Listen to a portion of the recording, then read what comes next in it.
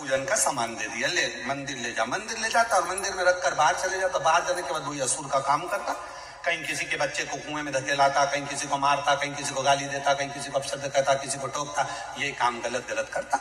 सारी शिकायत माँ के कानों में आती। माँ बड़ी दुखी हो गई। माँ ने सोचा मेरे बच्चे को मैं भगवत भजन में लगाऊं कि ऐसे काम में लगाऊं। तो माँ ने विचार करा मेरे बच्चे को मैं गलत कर्म में ना लगाऊंगी। और माँ अपने बेटे को अब विचार करने लगी कि इसको शिव के पास में ये जो मंदिर में जो घंटा बंधा है, इस घंटे से अपने बेटे को बांध दूंगी और पूजन में बैठ जाऊंगी। घंटे से बेटे को बांध दिया, बेटा बंधा रहता। माँ को लगा कि मेरे बेटे को मैंने एक बार घंटे से बांधा और मेरा बेटा बाहर नहीं गया, मतलब मेरा बेटा मेरा कहना मानेगा, तो अब तो मैं इसको शंकर की भक्ति में लगा सकती हूँ, शिव की आराधना में लगा सकती हूँ। और माँ ने अपने बेटे को शंकर भगवान की आराधना में लगा दिया। इतनी शिव की भक्ति में बेटे को लगाया कि बेटे से कह दिया शिव के सिवा कहीं अपने चित्त को मत लेकर जाना, और सुनो शंकर के सिवा कुछ अपने कानों में दूसरा जाए ही ना, इतना याद रखना। बेटा शिव की भक्ति में इतना डूब गया कि कहीं मन लगता ही नहीं। एक दिन वो बेटा शिव की आराधना कर रहा था और उसके मन में आ गया ये संसार सागर में मेरा जन्म मिथ्या है, अब तो मुझे मुक्त होना है, मुक्त होना। उसने अपनी माँ से पूछा, माँ मुक्ति के लिए क्या करना पड़ेगा? मुक्ति के लिए करना क्या पड़ेगा? कोई आपसे कहे कि तुम्हें मुक्त होना है तो मुक्ति के लिए क्या करना पड़ेगा? तो हमारे यहाँ पूर्व में एक बहुत अच्छा भजन किसी ने गाया है, मुक्ति के लिए क्या करना है? सत्य संगत कर अच्छे लोगी, दवा मिल जाएगी सभी रोगी। संगत कर अच्छे लोगी, दवा मिल जाएगी सभी भक्ति से आत्मा को धन कर ले, भक्ति से आत्मा को तर कर ले।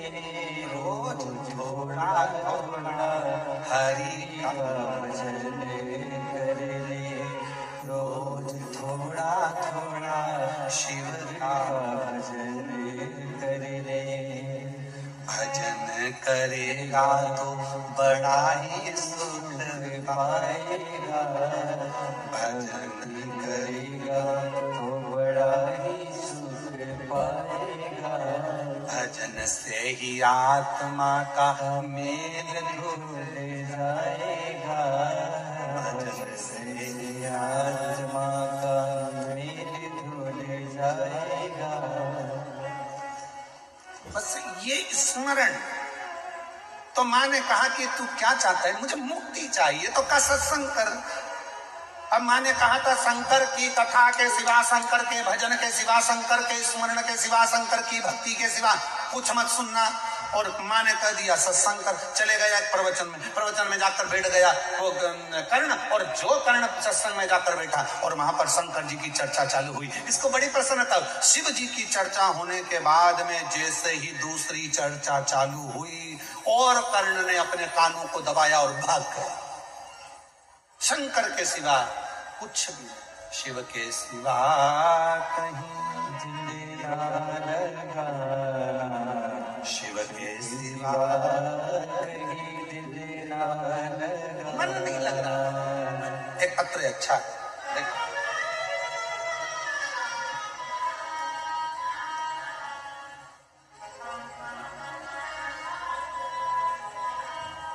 गुरुजी मेरा नाम दीक्षा रविंद्र पाटिल है।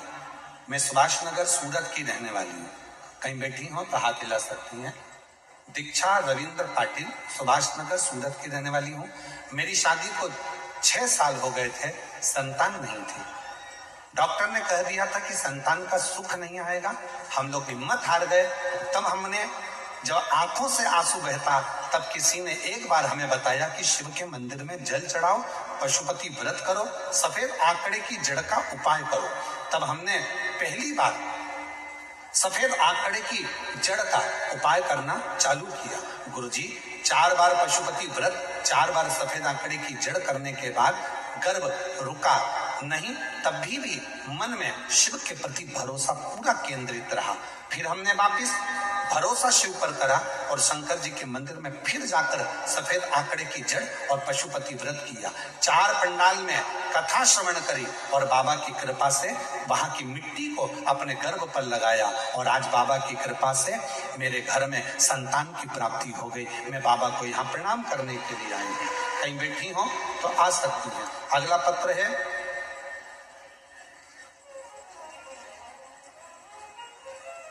रेणु देवी पति राजकुमार सेन। मोबाइल नंबर मेरा यह है। मैं ग्राम भादवा तहसील पर्वतसर जिला डीडवाना कुचामन राजस्थान से आई हूँ।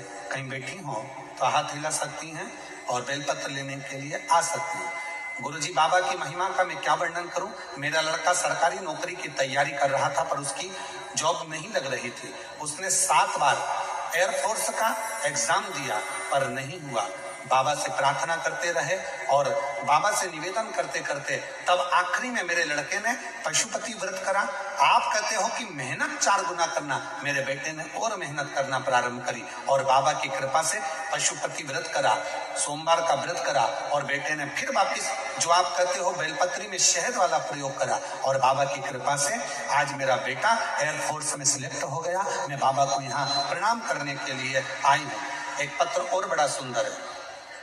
मैं ललिता दीपक पाटिल दस्तान गांव तहसील पलसाना से आई हूँ। कहीं बैठी हो तो हाथ हिला सकती है। मेरी शादी को 12 साल हो गए थे पर मैं मां नहीं बन पाई। हमने जलगांव से लेकर मुंबई तक इलाज करवाया, गुजरात में अपना इलाज करवाया पर कोई भी सफलता नहीं मिली। हमने 25 लाख रुपए इलाज में खर्च कर दिए पर उसमें भी सफलता नहीं मिली। तब किसी के कहने पर मैंने भगवान शंकर के मंदिर जाना प्रारंभ करा और श्री शिवाय नमस्तुभ्यम मंत्र बोलना प्रारंभ करा।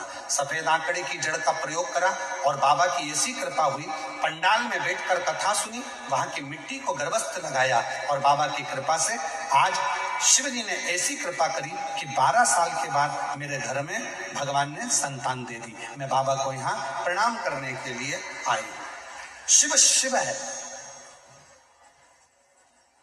शंकर शंकर है। आज कथा का कौन सा दिन है? जम के बोलो जरा। चौथा। कितने दिन बचे? 3 दिन। परसों कथा की शिवरात्रि हो जाएगी और समापन वाले दिन सुबह कथा 8 बजे से 11 बजे हो जाएगी। तुम अपने घर, हम बाबा के धाम। पर केवल इतने तक कथा नहीं, इस कथा के पंडाल में सूरत में बैठकर बाबा से ऐसी प्रार्थना करना, भूमि पर बैठकर बाबा से ऐसा निवेदन करना कि बाबा मेरा मनोरथ जिस कामना के लिए मैं आई हूं वो कामना पूरी करना। तो 16 तारीख से जो बड़ौदा में 22 तारीख तक कथा है उसमें मेरा भी पत्र पहुंच जाए, ऐसी कृपा कर देना। उससे प्रार्थना करो, निवेदन करो।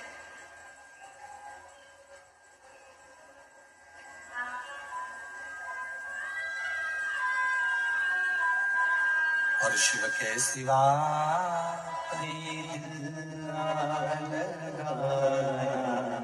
शिव के सिवा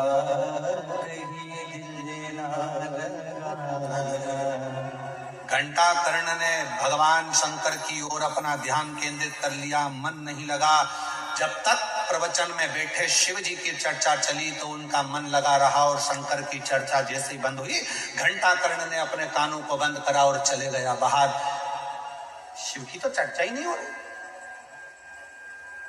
शिव महापुराण की कथा कहती है, शिव चर्चा, शंकर की कथा, शिव पुराण 3 दिन की मिल जाए, 5 दिन की मिल जाए, 7 दिन की मिल जाए, जितने दिन की मिले उतने दिन यदि आप पंडाल में बाबा से प्रार्थना करते हो तो बाबा आपकी मनोकामना पूर्ण जरूर करता है। ऐसा नहीं है कि कथा 3 दिन की हो गई तो भगवान ने कम दिया, 5 दिन की हो गई तो कम दिया, 7 दिन की हो गई तो ज्यादा दिया। ऐसा नहीं है। आप जिस भाव से पहुंचे हो,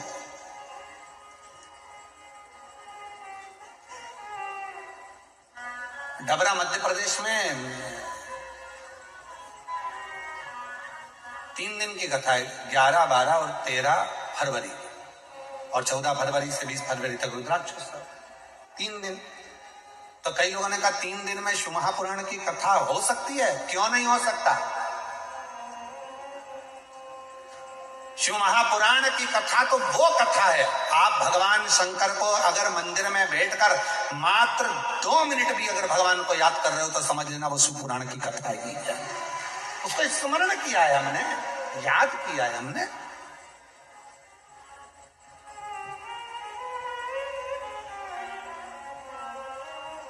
तुम जहां बैठकर उसको याद करोगे वो तुम्हारे दुख मिटाने के लिए तैयार बैठा है।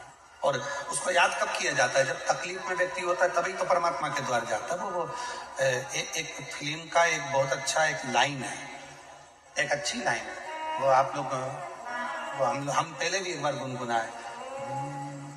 भीड़ में तन्हाई में प्यासी गहराई में मुझे तुम याद आते हो, मुझे तुम याद आते हो। कौन याद आता? वो परमात्मा। जब तकलीफ आती है, जब दुख आता है, जब कष्ट आता है, पहले दुनिया के लोग कहते थे एकदम दर्द आया तो कहते ओ मम्मा, ओ मम्मी, ओ माँ, और आज दुनिया के लोगों को अगर जरा सी भी तकलीफ आती है तो दौड़कर 1 लोटा जल भरकर ओ बाबा, ओ कुबरेश्वर बाबा, ओ भंडारी, ओ शिव, ओ मेरा सोमनाथ, ओ मेरा नागेश्वरनाथ, ओ मेरा भोलानाथ, तब उसको शिव याद आता है कि भीड़ में तन्हाई में मुझे तुम याद आते हो, मुझे तुम याद आते हो। वो हर पल याद आए, हर घड़ी याद आए, हर क्षण याद आए। 21,600 श्वास में से हर श्वास में जब तकलीफ आए तब शिव याद आना चाहिए, तब शंकर याद आना। किसी ने कहा पत्र में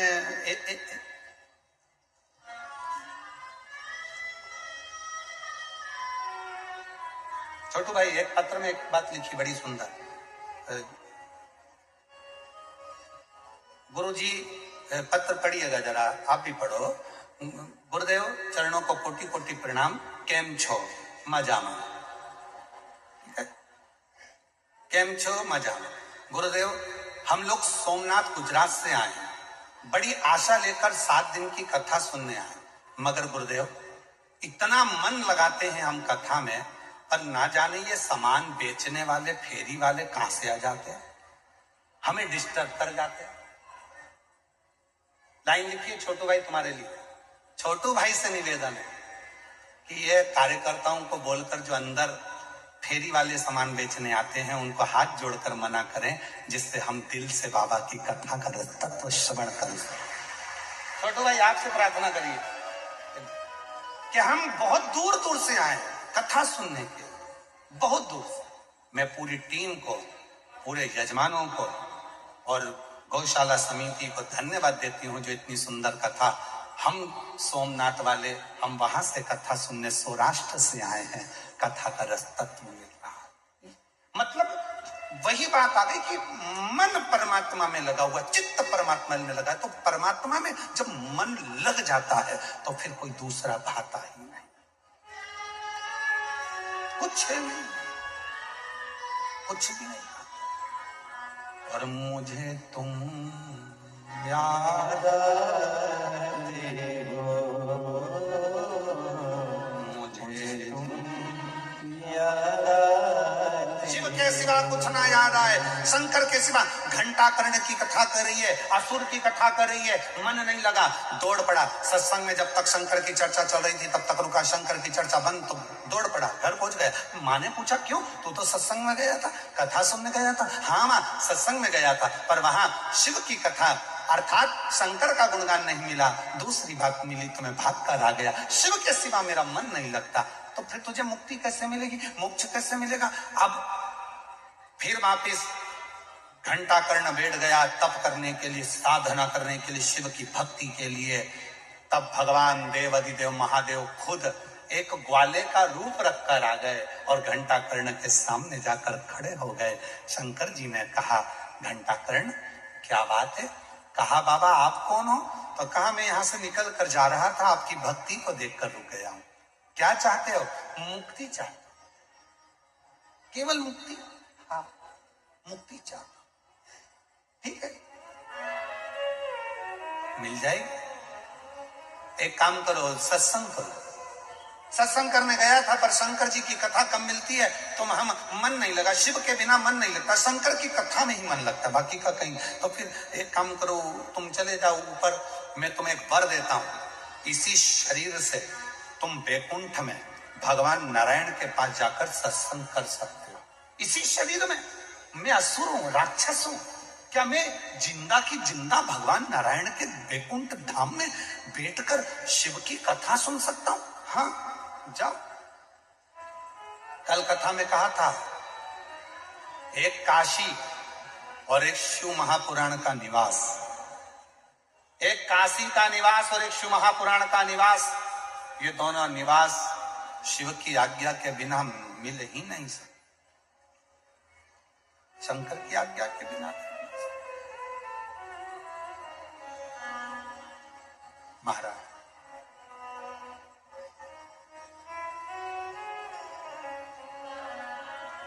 शिव के बिना प्राप्त नहीं हो सकता। जाओ, मैं इस शरीर से चला जाऊं? हाँ जाओ।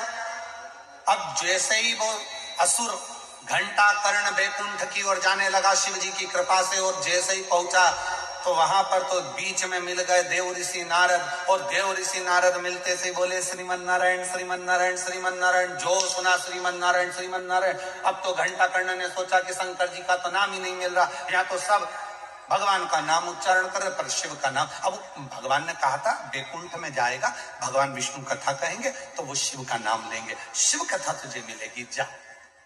शंकर जी करते हैं राम कथा, भगवान राम करते हैं, भगवान विष्णु करते हैं शिव कथा, जा। और महाराज चले, और जैसे ही पहुंचे, पहुंचते सही जैसे ही उनको लगा यहाँ तो अन्य नाम ले रहे पर शिव का नाम नहीं, दौड़ा असुर, वापिस आया और माँ ने जिस घंटे से बांधा था मंदिर में, उसी मंदिर के घंटों को खोल लिया और अपने कानों में बांध लिया, और फिर पहुंच गया बैकुंठ में। जैसे ही कोई दूसरा नाम लेता था तो घंटा कर्ण घंटा बजाता था, मेरे कानों में दूसरा नाम नहीं जाना चाहिए, मेरे कानों में तो केवल शिव का नाम जाना चाहिए। कानों में घंटे बांध लिए थे, इसलिए उस असुर का नाम क्या पड़ गया था? घंटा। कानों में घंटे बांधे।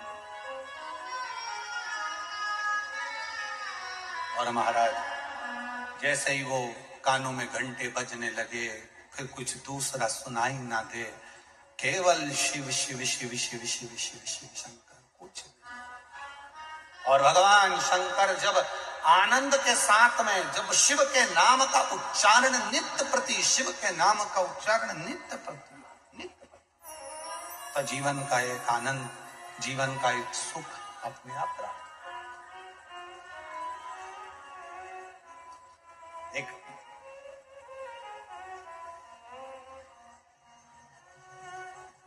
एक संत के मुख से सुना था कि जब हम शिव नाम का उच्चारण करते हैं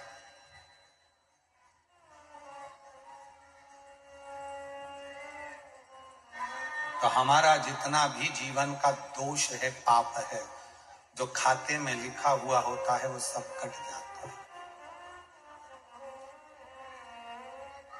जो खाते में लिखा है वो सब कट जाता है।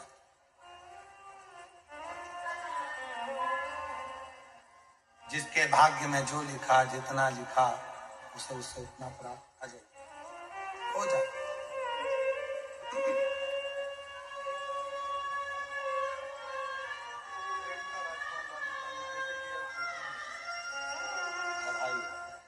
एक बार जोरदार ताली बजाएं। बेटे का एयरफोर्स में सर्विस लगा, बाबा की कृपा से।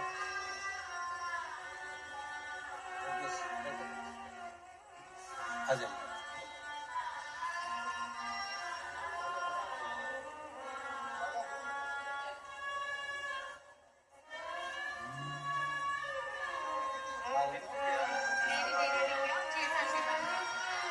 आपकी देवरानी के यहाँ 6 वर्ष के बाद में संतान की प्राप्ति हुई। जोरदार ताली बजाकर साधुवाद करिए, बधाई।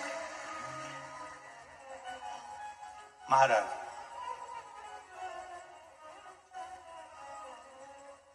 सबका हिसाब मेरे बाबा के पास में है, सबका हिसाब। ऐसा कोई का हिसाब नहीं जो मेरे शिव के पास में नहीं है।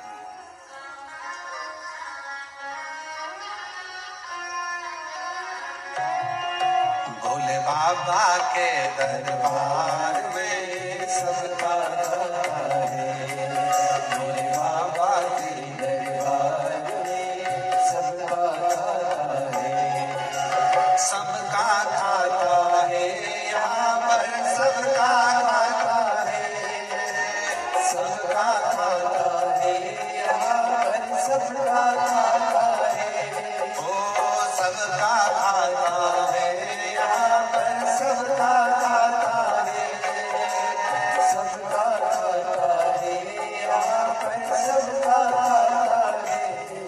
मेरे भोले के दरबार में सबका खाता है, शिव लहरी के दरबार में सबका खाता है।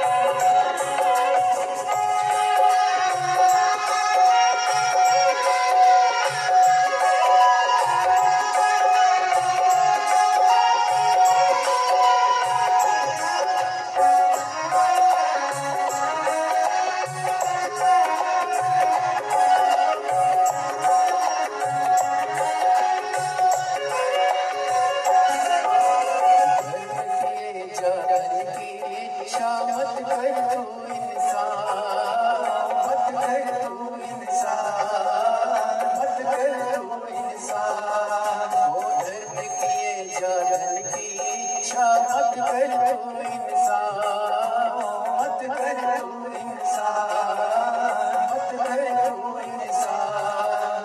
जैसा तेरा कर्म है वैसा हो, जैसा तेरा कर्म है वैसा फल देगा भगवान। शिवलिंग के दरबार में सबका खाता है, शिवलिंग के दरबार में सबका खाता है।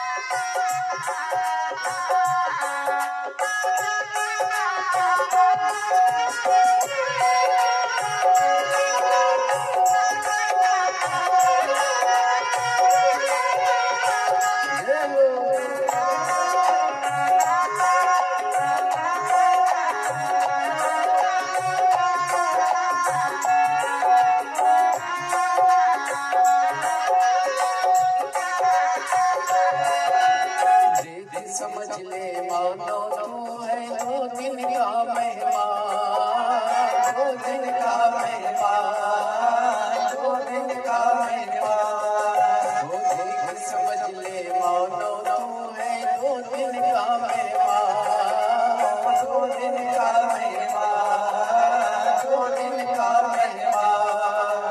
कितने आकर चले गए हैं, कितने आकर चले गए, कोई जाने को तैयार।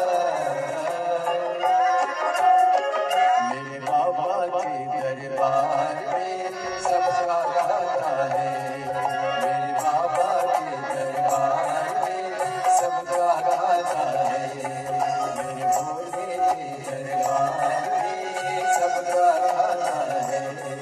वो सबका खाता है, यहाँ पर सबका खाता है, सबका खाता है, यहाँ पर सबका खाता है।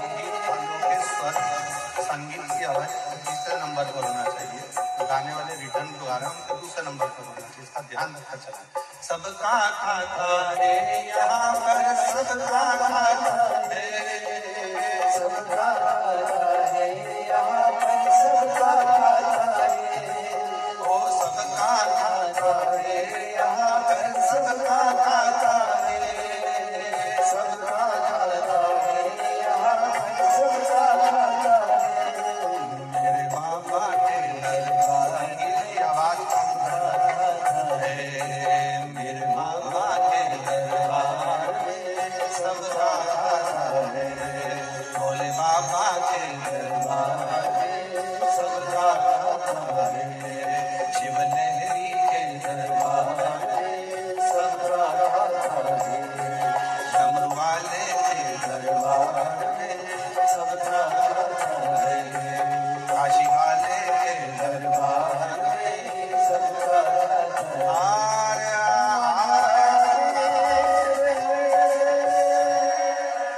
अपने स्थान पर बैठकर भगवान शिव जी से अपने मन की बात कहें, दिल से प्रार्थना करें,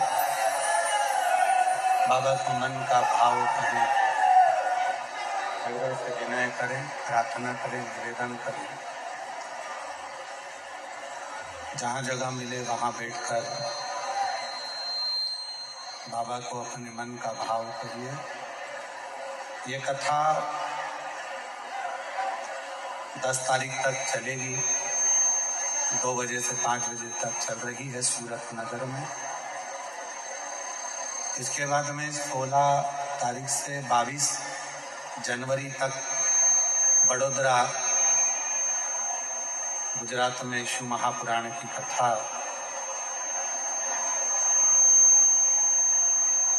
बाबा की कृपा से होगी। फिर 27 जनवरी से 31 जनवरी तक 5 दिवसीय शिव महापुराण की कथा प्रयागराज खाक चौक महावीर मार्ग पाटुन पुल नंबर 1 माघ मेला प्रयागराज में कथा का क्रम रहेगा। फिर 11, 12, 13 डबरा मध्य प्रदेश में 3 दिवसीय शिव पुराण रहेगी। फिर 14 से 20 तारीख तक शिव महापुराण की कथा रुद्राक्ष महोत्सव सीहोर रहेगा। ये विरल कथाएं निरंतर बाबा की कृपा से चलती हैं और बाबा ही इसको चलाता है। दिल से बाबा को प्रार्थना करिए। जहाँ जगह मिले वहाँ बैठकर बाबा को अपने मन का भाव करें, प्रार्थना करें, निवेदन करें, विनय करें। साथ में बोलिएगा, प्रार्थना करिएगा। शिव को अपने मन का भाव करिएगा और हृदय से निवेदन करिए।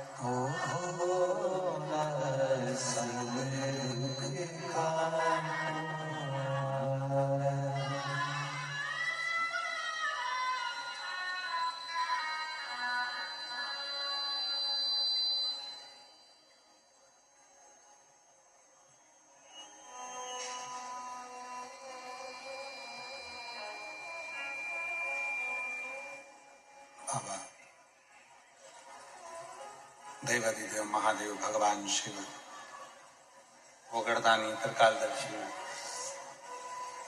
कैलाशी अविनाशी भगवान शंकर की पवित्र कथा कर रहे, शिव महापुराण की कथा वर्णन कर रहे।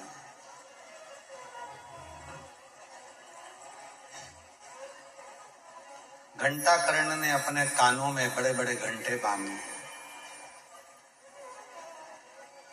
कोई दूसरा संवाद न सुनाई दे। और हमारे बीच में संत कथाकार पधारे हैं, एक बार जोरदार ताली बजाकर उनका भी स्वागत करेंगे। घंटा कर्ण ने अपने कानों में घंटों को बांध लिया और कोई दूसरा संवाद ना सुनने को मिले। और जब भगवान शंकर से स्नेह हो जाता है, भगवान शिव से प्रेम हो जाता है, शिव की अविरल भक्ति में व्यक्ति जब डूब जाता है तो उसे कुछ फिर दूसरा नहीं सुनता। जैसे शिव महापुराण के जो श्रोता होते हैं, जो कथा को बाबा से अपने मन का भाव कहने के लिए आते हैं, वो बैठते हैं, कथा का इंतजार करते हैं, कथा चालू होती है, आरती तक वो बैठकर बाबा से अपने मन का भाव करते हैं। और आरती होने के बाद जब भूमि को नमन करते हैं, उस रज को लगाकर बाबा से अपने दिल की बात कहकर जाते हैं, तो बाबा उनके मनोरथ को पूर्ण जरूर करता है। शिव सुनता है, हृदय से स्वीकार करता है। अजय वो हृदय से सुनता है। बिल्कुल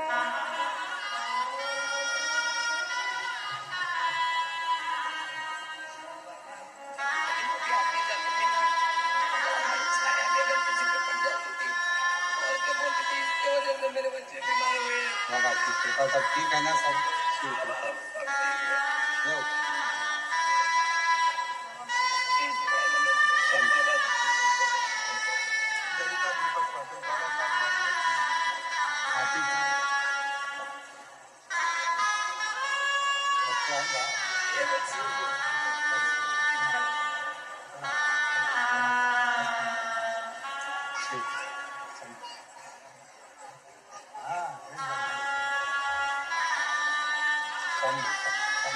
लो, ठीक है। और जो जैसी भावना वो वैसा नहीं, खाली उनसे लौटाया वो मन और कर दिया माला काशी वाले, लुटाया काशी वाले। घंटा कर्ण ने अपने कानों में घंटों को बांध लिया, फिर पृथ्वी पर आए, फिर गए। अब ऊपर जाकर जब शिव की लीला का बखान स्वयं नारायण ने करना प्रारंभ करा, तब घंटा कर्ण बैठ कर कथा सुनते रहे। फिर कोई कुछ बोल देता तो घंटा कर्ण अपने कानों में घंटे बजाने लगा, मन ही नहीं लगता।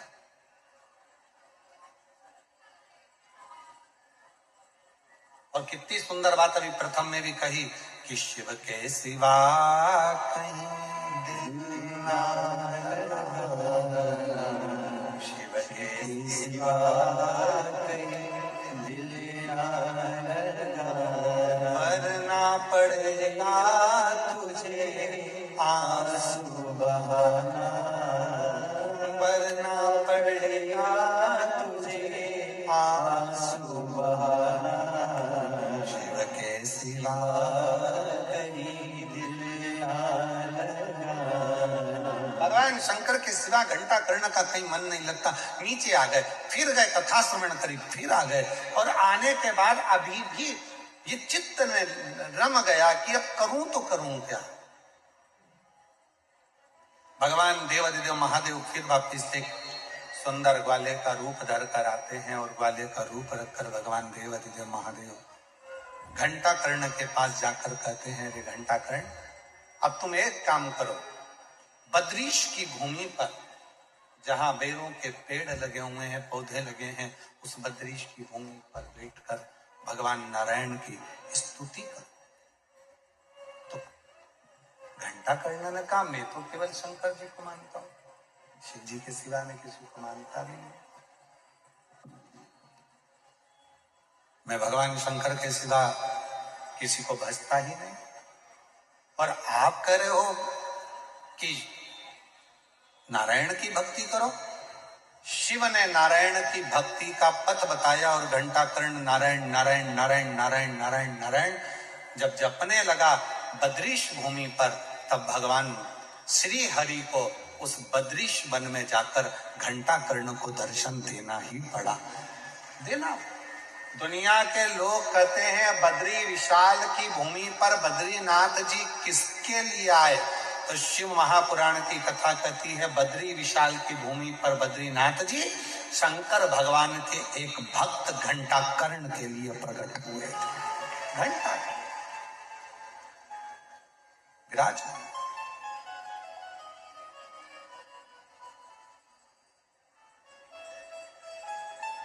हाथ जोड़ लिए घंटा कर्ण ने, प्रभु आप मेरे लिए यहां पधारे हैं, मेरे लिए। भगवान बद्रीनाथ ने कहा, घंटा कर्ण, शिव की आराधना करने वाले को, शिव की आराधना करने वाले को एक ना एक दिन नारायण का दर्शन तो होता ही है, इसलिए मेरा दर्शन तुझे हुआ। मेरा जो दर्शन हो रहा है उसका कारण ही केवल यह है कि तुमने शिव की आराधना करी, शंकर की आराधना। और जो देवाधिदेव महादेव की विदल भक्ति में, भगवान शंकर की विदल भक्ति में, भगवान शिव के भजन में, कीर्तन में, स्मरण में, शिव नाम में जो डूबा रहता है, उसको एक ना एक बार भगवान शिव दर्शन जरूर देते, भगवान नारायण दर्शन जरूर देते। कितना सुंदर कहा है, स्कंद पुराण में वर्णन मिलता है कि कोई नारायण भगवान का भजन करने वाला, श्री राम जी का भजन करने वाला, श्री हरि का भजन करने वाला, मेरे भगवान श्री कृष्ण का भजन करने वाला जब प्राण त्यागता है तो उसके स्वागत के लिए स्वयं देवता, गंधर्व सब खड़े रहते हैं। और कहा, जब शिव का कोई भक्त अपने प्राणों को त्यागता है तो 33 कोटि देवता नगाड़े बजाते हैं, मंजीरे बजाते हैं, और भगवान शंकर अपने भक्त को नंदी पर बिठाकर फिर लेकर जाते हैं। कितना अंतर है। कोई शिव का उपासक, भगवान शंकर की आराधना करने वाला, साधना करने वाला, शिव की आराधना करने वाला, शंकर को भजने वाला, शिव साधना में डूबने वाला, जब भगवान शंकर की साधना पूर्ण कर कर अपने प्राणों को त्यागता है, 33 कोटि देवता रांगोली डालते हैं, 33 कोटि देवता नगाड़े बजाते हैं, 33 कोटि देवता भजन करते हैं कि आज शिव का कोई भक्त हमारे इस परम धाम में आ रहा है, और वो भी नंदी पर बैठकर आ रहा है, नंदी पर बैठ। तो शिव कथा कह रही है, घंटा कर्ण के लिए भगवान नारायण बद्रीश की भूमि पर आए और बद्रीनाथ बनकर विराजमान हुए। तर्क में शिव नहीं, विश्वास में भगवान शंकर विराजमान, तर्क में शिव नहीं।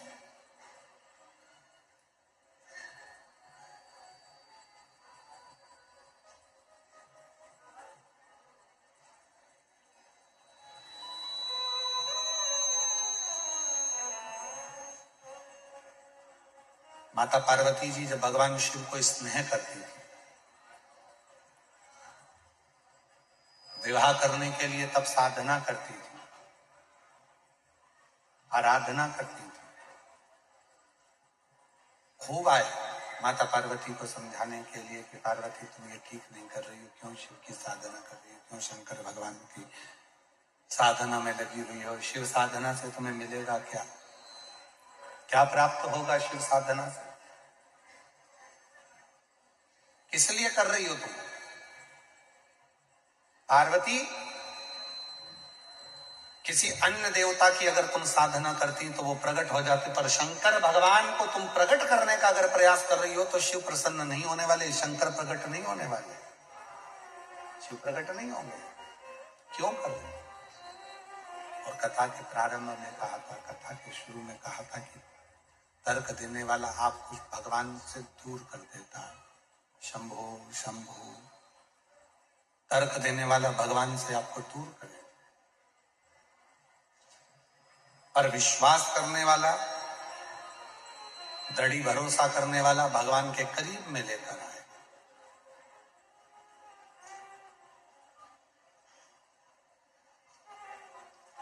शिव के नजदीक। और पहले भी कहा, आज फिर कहते हैं, इस सूरत नगर की पवित्र धरा पर जिस घर में भगवान शंकर का शिवलिंग नहीं होता, उस घर का व्यक्ति हमेशा टेंशन में ही पड़ा रहता है। और जिसके घर में शंकर भगवान का छोटा सा भी अगर शिवलिंग आकर विराजमान हो जाता है, उसके घर में फिर चिंता, टेंशन सब समाप्त होता चले जाता है। धीरे धीरे उस घर की दशा सुधरना प्रारंभ हो जाती है, चिंता से मुक्त होने लगता है, टेंशन से मुक्त होने लगता है, फिर धीरे धीरे उस घर की दशा अपने आप सुधरने लगती है, अपने आप से। इसलिए मेरी बहनों, मेरी जीजियों, जीजाओं, मेरी बेटियों, मेरे बेटाओं, मेरे बुजुर्ग माँ बाप, आप सभी से निवेदन करूं, प्रार्थना करूं कि तुम्हारे घर में भले लड्डू गोपाल जी विराज रहे हैं, तुम्हारे घर में भले भगवान कृष्ण विराज रहे हैं, तुम्हारे घर में भले भगवान श्री राम विराज रहे हैं, तुम्हारे घर में भले माँ जगत जननी जगदम्बा विराज रही हो, तुम्हारे घर में भले दत्त भगवान विराज रहे हो, तुम्हारे घर में भले 33 कोटि देवता विराज रहे हो, पर तुम्हारे घर में एक छोटा सा शिवलिंग का होना जरूरी है। क्यों? मंदिर जाएंगे, हो सकता है मंदिर में कोई शंकर भगवान को छूने ना दे, हो सकता है मंदिर में कोई जल चढ़ाने ना दे, हो सकता है मंदिर में कोई शंकर जी के मंदिर में प्रवेश ना दे, हो सकता है शंकर के शिवलिंग का स्पर्श ना करने दे। तो अपने घर में अगर शंकर भगवान का शिवलिंग रहता है और हम उस पर भी अगर जल चढ़ाते हैं, आराधना साधना करते हैं, तो वही पुण्य जो मंदिर में प्राप्त होता है वो अपने घर के शिवलिंग में भी प्राप्त होना प्रारंभ होता है। जैसे वो एक लाइन आती है ना, आहूं में असर होगा, घर में बुला लेंगे, आहूं में शंभो शंभो शंभो शंभो, घर में बुला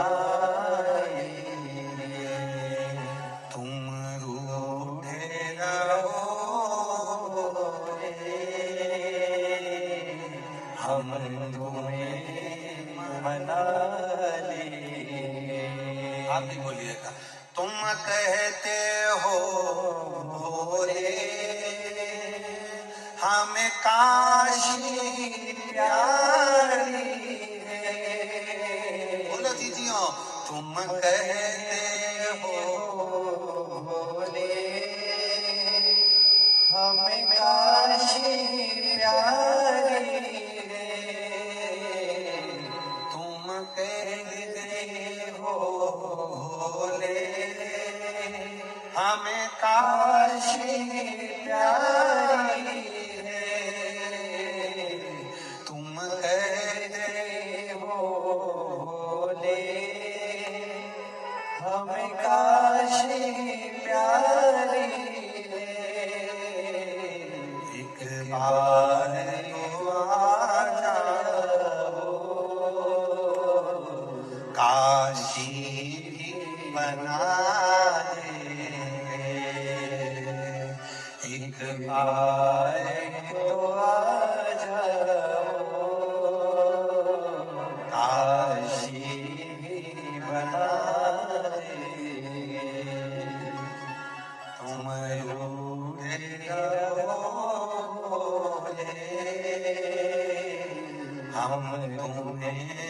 मनाले, तुम रूठे रहोले, हम तुम्हें मनाले। वेद भारत काशी में बना देंगे। जब शंकर भगवान का शिवलिंग हमारे घर में आ जाता है, जब भगवान शंकर का शिवलिंग हमारे घर के अंदर पहुंच जाता है, तो हमारा घर स्वयं पवित्र ज्योतिर्लिंग का मंदिर बन जाता है। पवित्र ज्योतिर्लिंग का मंदिर। शंभो, आप उनको लेकर आएंगे तो शिव ज्योतिर्लिंग का मंदिर बन जाएगा।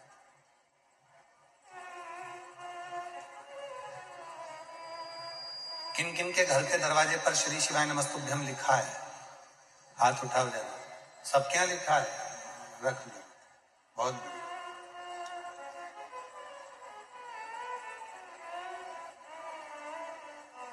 अपने गांव भी जाया करो, कहीं भ्रमण पर जाया करो, तीर्थ जाया करो, घूमने जाया करो, तो एक स्टिकर श्री शिवाय नमस्तुभ्यम का लेकर जाया करो और उसको किसी दरवाजे पर जरूर लगाया करो।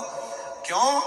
अगर उस स्थान पर 50 लोग भी अगर श्री शिवाय नमस्तुभ्यम को मात्र पढ़ लेते हैं, तो उनके पढ़ने का भी पुण्य हमारे खाते में चले जाता और हमारा जीवन सार्थक हो जाता।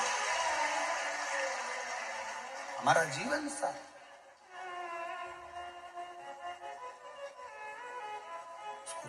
जपो, भजो, स्मरण करो, लगाओ, नाम जाप, मंत्र जाप, ये सब सुख प्रदान करने वाले बिंदु, सब सुख दे रहे।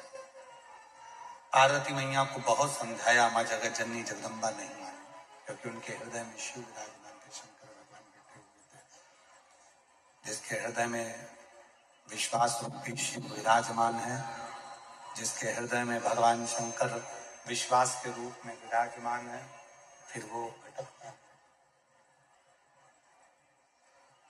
आखिरी में हुआ क्या कि माँ जगत जननी जगदम्बा पार्वती जी शिव पर इतनी विश्वास कर कर केंद्रित हो गई, इतना विश्वास कर कर केंद्रित हो गई कि उन्होंने भोजन का भी त्याग कर दिया। श्वास लेती हैं पर नासिका के एक छिद्र से श्वास लेती हैं और उसी से छोड़ती हैं।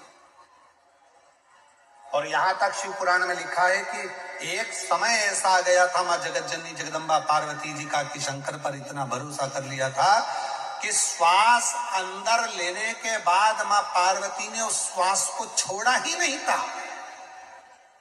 कई वर्ष तक पार्वती जी ने श्वास को अंदर ही रख लिया, छोड़ ही नहीं।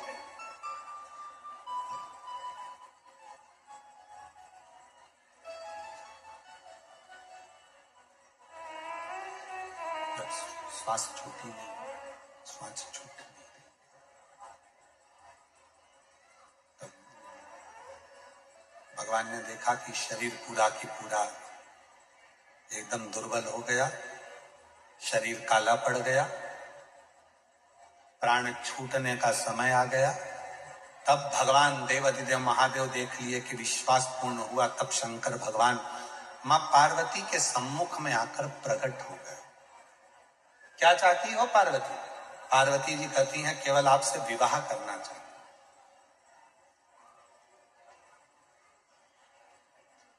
विवाह का मतलब मालूम है आपको पार्वती? जितने दुनिया के लोग हैं उनको आज के समय में विवाह का मतलब नहीं मालूम। जितने दुनिया के लोग हैं उनको आज के समय में प्यार का मतलब, प्रेम का मतलब मालूम नहीं है। प्यार का मतलब केवल ये नहीं होता कि शरीर को देखा जाए, सुंदरता देखी जाए, स्वरूप देखा जाए और अपना मन उसमें लग जाए, इसको प्यार और इसको प्रेम नहीं कह सकते। शरीर की सुंदरता देखकर जो होता है वो केवल और केवल दिखावा होता है। इसको दुनिया की भाषा में लोग प्यार कहते हैं, पर शिव महापुराण की भाषा में इसको प्यार नहीं कहा गया। शिव महापुराण की भाषा में प्यार किसको कहा गया कि शरीर की सुंदरता से नहीं, मन जिसका निर्मल है, भले दिखने में सुंदर ना हो पर हृदय सुंदर होना चाहिए, भाव सुंदर होना चाहिए, उसको प्रेम प्यार की गणना की, उसको प्रेम प्यार की गणना। शरीर की सुंदरता देखकर अगर प्यार किया तो ये प्यार नहीं है, ये केवल कुछ दिन का एक खेला है। शरीर की सुंदरता,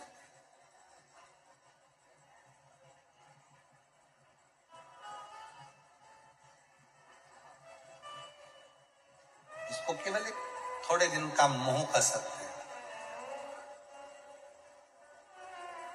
भले दिखने में कोई सुंदर ना हो, उसका कोई आकर्षण ना हो, पर उसका मन सा, वो कितनी सुंदर एक लाइन आती है, पर आए दर्द को अपनाए उसे इंसान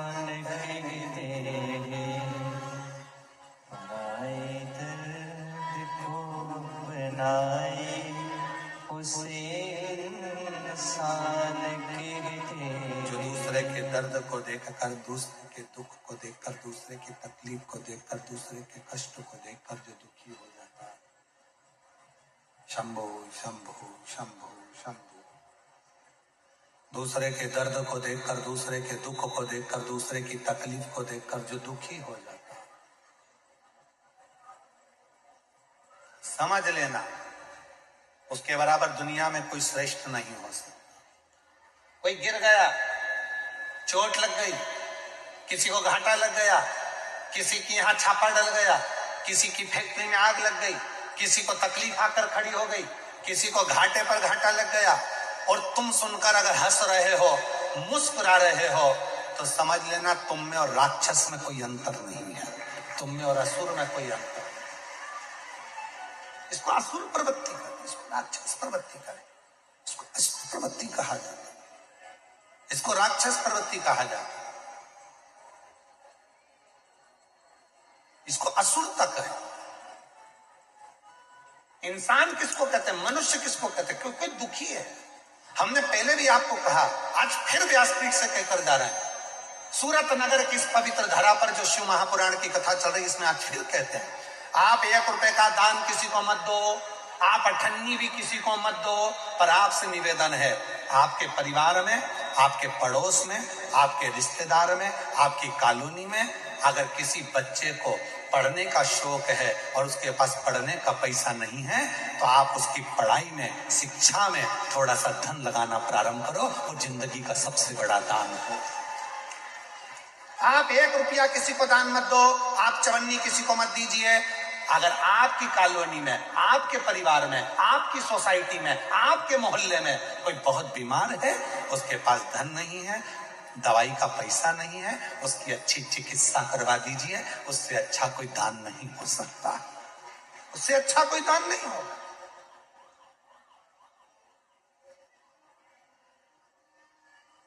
श्रेष्ठ कर्म करें। कोई पढ़ने का होशियार है, पढ़ना चाहता है, उसको विद्या अध्ययन करना चाहता है, पढ़ना चाहता है, विद्या अध्ययन करना चाहता है, उसके मन में है कि मुझे पढ़ना है, बहुत नाम रोशन करना है, पर मेरे पास धन नहीं, उसको पढ़ाओ। शिव पुराण कहती है, तुम्हारे बेटे को पढ़ा कर देखना और एक बार पड़ोसी या कोई गरीबड़े के बेटे को पढ़ा कर देखना, दोनों में अंतर होगा। तुम्हारा बेटा पढ़कर भले तुम्हारा नाम ना ले, पर अगर जिस गरीब के बच्चे को तुमने पढ़ाया, एक दिन तुम्हारा नाम लेकर 10 लोगों के सामने कहेगा कि उन आंटी जी ने, उन अंकल जी ने, उन माता जी ने, उन बाबा ने मेरा शिक्षा अध्ययन कर। छोटू भाई आपके लिए एक पत्र आया है, देखिए।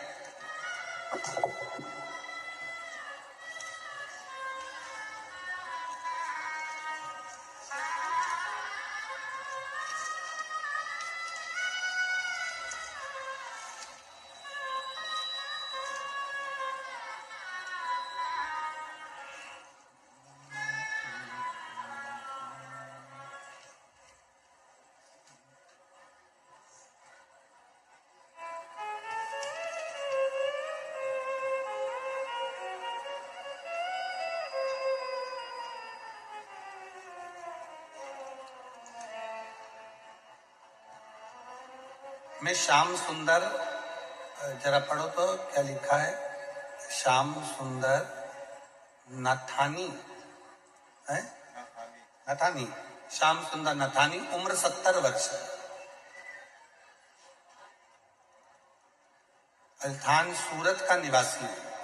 कहीं बैठे हो तो हाथ हिला सकते। मेरा मोबाइल नंबर ये है। गुरुदेव, मैंने कभी अपनी आयु में 65 वर्ष की उम्र हो गई, पर मैंने कभी शंकर की भक्ति नहीं करी। 5 साल से शिव की भक्ति कर रहा हूं। सीतामढ़ी बिहार से मेरी बेटी सूरत आई और उसने आपकी कथा के बारे में बताया, तो 65 साल की जब मेरी आयु हुई तब से मैं शंकर जी की भक्ति कर रहा हूं। अभी मैं 70 साल का हूं, 5 साल से शिव की भक्ति में लगा। गुरुदेव, सूचना मिली मेरे को कि सूरत में आपकी कथा है। मैं 70 साल की आयु का कहां जाता। तब यहां दरवाजे पर मैं आई और छोटू भाई हमको मिल गए। छोटू भाई पाटिल साहब बाहर मिले रोड पर। मैं उनसे कहा, बहुत वृद्ध हूं, कहां जाऊंगी, जगह नहीं है। मैं छोटू भाई को आशीर्वाद दूं, गुरुदेव धन्यवाद दूं। उन्होंने कहा कि तुम चिंता क्यों करती हो, जाओ दरवाजे पर बोल देना छोटू भाई पाटिल भेजा है, अंदर बिठाए। कोई धक्का दे देगा तो? कहा नहीं, चल मैं तुम्हें लेकर चलता हूं। छोटू भाई हाथ पकड़कर मुझे कथा के पंडाल में आगे लाकर बिठा दिए। धन्यवाद। बस यही शिव पुराण कहती है, पराये दर्द को जो अपनाए उसे इंसान कहते हैं। दूसरे के दुख को देखकर जो हंस रहा हो, मुस्कुरा रहा हो, दूसरे की फैक्ट्री में आग लग गई हो, तुम्हें खुशी हो रही हो, समझ लेना तुम असुर प्रवृत्ति के हो गए। तुम्हारे अंदर वो भाव प्रकट नहीं हुआ। वो मनुष्य का भाव कब आएगा? जब अपने भीतर एक दर्द दूसरों के प्रति भी प्रकट होगा। दूसरों के प्रति वो दर्द जब तुम्हारे अंदर आएगा, तब समझ लेना कि तुम इंसान बनना प्रारंभ हो गए। तुम मनुष्य की देह में, एक मनुष्य देह में भी परमात्मा का स्वरूप तुमने धारण कर। परमात्मा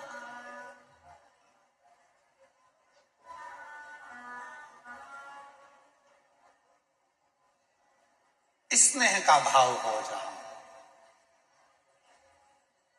भक्ति का भाव हो जाओ, वहां सुख है। पार्वती जी को समझाया पर पार्वती जी मानी नहीं। आखिरी में पार्वती जी शिव जी से कहती है, मैं तुमसे विवाह कब? विवाह का मतलब क्या होता है? एक दूसरे को केवल स्वरूप से आकर्षण नहीं, सुंदरता से आकर्षण नहीं। विवाह का मतलब होता है मैं तुम्हारे परिवार का आदर करूं और तुम मेरे परिवार का आदर करो। केवल विवाह में दो व्यक्ति नहीं मिलते, दो परिवार, दो कुटुंब, दो समाज, दो आनंद के साथ मिलती है और उन दोनों में भी समावेश होना चाहिए। तो विवाह की मूलता है, विवाह की मूलता। शिव जी ने पार्वती जी से विवाह किया, समय आया और भगवान शंकर के आनंद भाव में पार्वती जी के स्वरूप से सुंदर श्री गणेश जी महाराज का प्रागट्य होता है। जोरदार ताली बजाएं, भगवान श्री गणेश जी महाराज पधार रहे हैं। आनंद से ये कथा 7 दिवसीय शिव महापुराण की कथा सूरत नगर में चल रही है। 2 बजे से 5 बजे तक आप जो लाखों की संख्या में आ रहे हो भगवान की विरल भक्ति को धारण करने के लिए, एक विश्वास के साथ कथा श्रवण करें। ये कथा 10 तारीख को विराम होगी। 16 तारीख से 22 तारीख तक बड़ौदा वाले, गुजरात वाले खुशियां मनाओ। बड़ौदा गुजरात में सुंदर आनंद के साथ 1 बजे से 4 बजे तक 16 से 22 जनवरी तक शिव महापुराण की कथा